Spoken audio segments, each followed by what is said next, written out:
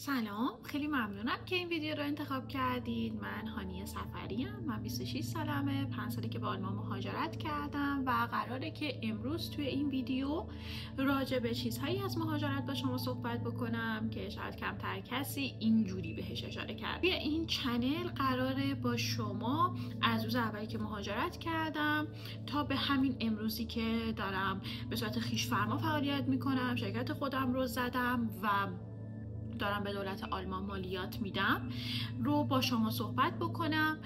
قرار از تجربیاتی بهتون بگم که شاید کمتر کسی بهتون گفته و هدفم هم همینه که اینطوری پیش بره. امروز میخوام راجع به این باهاتون صحبت بکنم که اصلا مهاجرت چجوریه، مهاجرت یعنی چی، قراره چه اتفاقی بیفته. میخوام یکم با همدیگه قوه تخیلمون رو به کار بندازیم. تصور کن تو یه درختی هستی که الان نسبت به سنت، حالا اگه 18 سالت داری این ویدیو رو نگاه میکنی، یه درختی هستی که الان 18 سال ریشه زده. اگه 20 ساله داری نگاه میکنی، درختی هستی که 20 ساله ریشه زده. 50 سالته، درختی هستی که 50 ساله ریشه زده. تصور کن تو یه همچین درختی هستی و قراره طبق تصمیم خودت ریشه هات رو از این خاک جدید در بیاری و توی یک خاک جدید بکاری. تصمیم گرفتیم با هم که از این خاک وارد این خاک بشیم. اگه تو یه درخت باشی، قطعاً میدونی زمانی که شما میخوای یه درخت رو از این خاک در بیاری و به اینجا و توی یه خاک دیگه بکاری، مهمترین چیزی که هست و مهمترین بحثی که پیش میاد همیشه اینه که باید بتونی ریشه های درخت رو از خاک قبلی که توش هستی کامل در بیاری و باید مراقب باشی که ریشه ها آسیب نبینی، ریشه سرما نخوره و هزار تا مورد دیگه. و زمانی که میخوای اون درخت رو توی یک خاک جدید بکاری، باید حواست باشه اون خاک چه جور خاکیه، باید حواست باشه که چه عنصرهایی درون اون خاک باید باشه، چه کودهایی باید درون اون خاک باشه در لحظه ابتدایی که شما دارید اون درخت رو داری میکاری. تا الانش اومدیم و این درخت رو از توی این خاک در آوردیم با تمام ریشه هاش و داریم سعی میکنیم اینجا بکاریمش.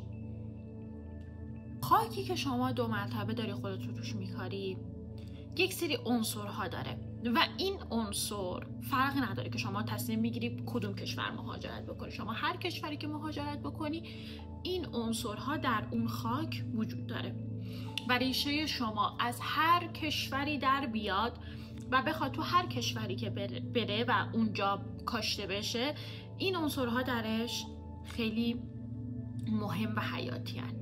حالا اون عنصرها چی هستند؟ یکی از مهمترین اون عنصرها اینه که شما مثل هزاران هزار درختی هستی که ریشش رو از یک خاک دیگه در اومده و وارد این خاک جدید شده و اونجا کاشته شده. ریشه اون درخت تو اون خاک جدید اونجا کاشته شده، مثل هزاران هزار درخت دیگه. فرقی نمیکنه تو کدوم کشور باشی، اصلا فرقی نداره. برای همین برای اون خاک ریشه درخت شما و خود شما مثل هزاران درخت دیگه هستی که توی اون سرزمین کاشته شده. پس براشون هیچ فرقی نمیکنه که شما درخت پرتقالی یا مثلا هر درخت دیگه ای، براش فرق نمیکنه. تو مثل بقیه ای، براش هیچ فرقی نداره. توی این مرحله این شما هستی که باید بدونی که باید یک سری تفاوت‌ها ایجاد بکنی. اگه میخوای اکسیژن بیشتری از اون خاک بگیری، اگه میخوای دلیلی برای بقای بیشتر از اون خاک بگیری، باید بتونی یه تغییری ایجاد کنی بین خودت و بین ما بقیه درخت‌ها. خیلی چیزهای متفاوتی هست که میتونی توشون تغییر بدی. خیلی چیزهای متفاوتی هست که میتونی توشون یکم بیشتر از بقیه تلاش بکنی و توش موفق بشی، توش یک کوچولو از بقیه بیای بالاتر و بتونی این قابلیت بهت داده بشه که بتونی از خاک اون کشور، خاک اون زمین جدیدی که اومدی ریشه‌هات رو توش کاشتی، مواد مغذی بیشتری بگیری. پس این رو در جریان باش، این رو بدون که تو مثل بقیه، برای کسایی که توی اون خاکن هیچ فرقی با بقیه نداریم. یکی دیگه از چیزهایی که تو باید بدونی قبل از اینکه این کاشت رو انجام بدی اینه که زمانی که شروع میکنی این کاشت رو انجام بدی، زمانی که شروع میکنی خاک رو توی اون سرزمین جدید بکنی که بتونی ریشت رو بذاری داخلش، این هست که تو هیچ کسی اونجا نمیشناسی، تو هیچ چیزی راجع به اون کشور نمیدونی، تو حتی زبان اون کشور رو به صورت درست بلد نیستی صحبت بکنی. فرقی نداره اگه حتی زبان هم خونده باشی توی کشور خودت، حتی اگر انگلیسی بلد باشی و بری توی آمریکا یک کلمه از حرفاشون نمیفهمی، اگر آلمانی بلد باشی و پاشی بیای توی آلمان یک کلمه از حرفاشون نمیفهمی، تا زمانی که بگذره، تا زمانی که یاد بگیری. من نمیخوام اینجا توی این ویدیو تو رو ناامید بکنم، نمیخوام بهت بگم مهاجرت نکن، میخوام چیزهایی رو بهت بگم که کمتر کسی به تو گفته راجع به مهاجرت، که کمتر کسی با تو راجع بهش صحبت کرده. برای همین اینو بدون، زمانی که میخوای مهاجرت بکنی یک سری از چیزها وجود داره که خیلی فرق میکنه با اولین باری که ریشه زدی توی خاک قبلی. توی خاک قبلی زمانی که شما میخواستی ریشه بزنی، پدر و مادری بودن، پدر و مادر نبودن، خواهر و برادری بودن، عمو و خاله و دایی بودن، جامعه‌ای بودن، مردمی بودن، کشوری بودن که تو تونستی راحت اونجا ریشه بزنی توی اون خاک. خیلی چیزها رو یاد گرفتی از آدم‌هایی که تو رو با جون و دلشون دوست داشتن، از آدم‌هایی که تو براشون خیلی مهم بودی. ولی این سری که میخوای ریشه بزنی خیلی فرق میکنه. این سری حتی آدم‌هایی هم که تو براشون خیلی مهمی شاید اطلاعات درستی نداشته باشن که به تو بدن، چون اصلا هیچ وقت وارد این خاک نشدن، وارد این زمین جدید، وارد این گلدون جدید نشدن که بخوان خودشون رو کاشته باشن از قبلش. برای همین باید اینو بدونی که یکی از مهمترین چیزهایی که تو بتونی توی این خاک جدید، توی این گلدون جدید، توی این زمین جدید بتونی ریشه بدی، اینه که باید بتونی خیلی خوب به عنصرهای این خاک عادت بکنی. عنصرهای این خاک رو باید بتونی خیلی خوب بشناسی. یکی از مهمترین عنصرهای اون خاک زبانه. همینجوری که بهت گفتم، باید سعی کنی خودت رو باهاش وفق بدی، باید سعی کنی یاد بگیری خیلی سریع. یکی از چیزهای دیگه، یکی از عنصرهای دیگه اینه که باید قبل از مهاجرت خودتو خوب شناخته باشی. اگه آدمی هستی که متکی هستی، یعنی توی زندگی شخصی هستی که شخص متکیه توی زندگیش، یعنی خیلی شخصیه که به اون منطقه امنش خیلی اعتماد داره، خیلی ایمان داره، مثل اون خاک قبلی است که به دمای اون خاک قبلی عادت کرده و برای اینکه بتونه اون تغییر دما رو انجام بده خب زمان میبره، اذیت میشه، داستان داره و اینا. باید بدونی و بتونی این رو درک بکنی که اگه شخصی هستی که متکیه، شخصی هستی که از دایره امنت سخت میای بیرون، برات خیلی سخت‌تر از کسایی هست که آدم‌هایی هستن که قرار تو تمام زندگیشون خودشون گلیم خودشون عذاب کشیدن بیرون. من خودم شخصی بودم که آدم متکی بودم.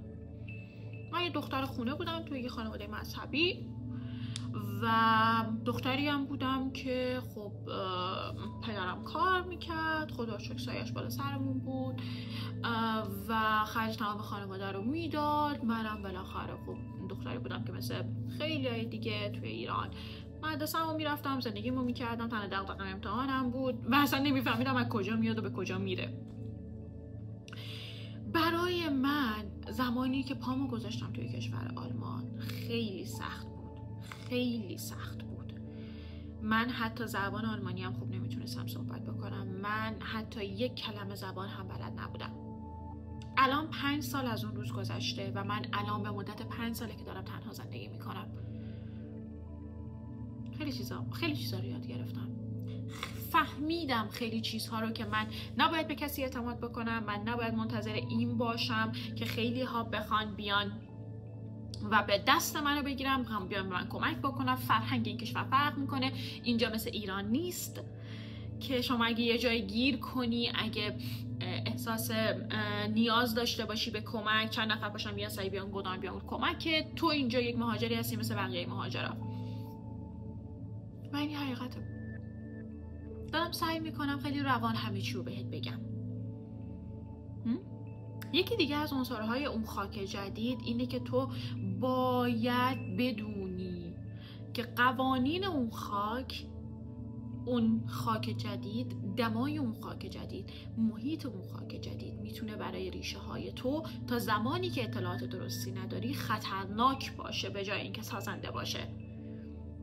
پس لطفاً اگه تازه مهاجرت کردی، اگه قصد داری تازه مهاجرت کنی، به هیچ عنوان سریع به کسی اعتماد نکن، حتی اگر اون شخص وکیلته، حتی اگر اون شخص توی این کشور میگه من کارم وکالته، بهش اعتماد نکن به هیچ عنوان. تو خودت هیچ اطلاعاتی نداری، کسی هم نداری که اطلاعات درستی راجع به شرایط فعلی تو داشته باشه. اگه یه کسی میاد پیشه و بهت میگه ببین من اینجا رو اطلاعات دارم، من اینجا رو میتونم کمکت کنم، لطفاً دقت کن. با هر کسی مشورت نکن، با هر کسی صحبت نکن. سعی کن خودت بشنوی، خودت فکر کنی و خودت عمل کنی. خیلی جاها هست تو نیاز به وکیل داری توی این کشور. من اگه بهت میگم به وکیلت اعتماد نکن، به این معنی نیستش که اصلا نرو سمت وکیل، مثلا همچین حرفی بهت نمیزنم. خیلی جاها هست شما توی این کشور باید بری سمت یه وکیل، تو هر کشوری اصلا، نه مثلا راجع به آلمان اصلا صحبت نمی‌کنم، با تو هر کشوری اصلا هر جایی، چون اتفاقا قوانین رو نمیدونی باید بری سمت وکیل. خب اما یه چیزی هم هست که زمانی که شما داری میری پیش یه وکیل، میری پیش یه شخصی که متخصصه توی اون حوزه‌ای که شما توش الان مشکل داری، نباید به یک نفر اکتفا کنی، باید با چند نفر راجع به اون موضوع صحبت بکنی، باید با چند نفر حرف بزنی و هر کدومو که خودت احساس کردی در درونت که این آدم میتونه درست باشه، همون رو انتخاب کن. مهاجرت عنصرهای خیلی زیاد دیگه ای داره و من به خودم قول دادم که این ویدیو بیشتر از 15 دقیقه نشه که حوصله سر بر هم نباشه و شما بتونیم تا آخر ویدیو ببینی، لذت ببری و امیدوارم چیزهایی رو بهت گفته باشم که تا حالا شاید کمتر کسی بهت گفته. امیدوارم واقعا، چون اصلا هدفم هم همین بود. از همون روز اولی که اصلا خواستم این چنل رو بذارم، گفتم که با خودم یه عهدی بستم و گفتم که من میخوام راجع به چیزهایی صحبت بکنم که کسی راجبش حرف نمیزنه، که کسی با صراحت راجبش صحبت نمیکنه.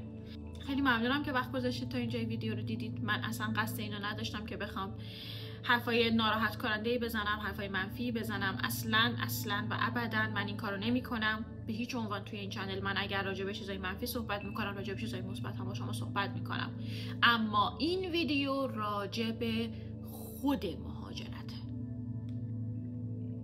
خود مهاجرت، نه راجع به ترفندهایی که شما بتونی از پس مشکلاتت بر بیای. راجع به اونها بعداً ویدیو میسازم و صحبت میکنم.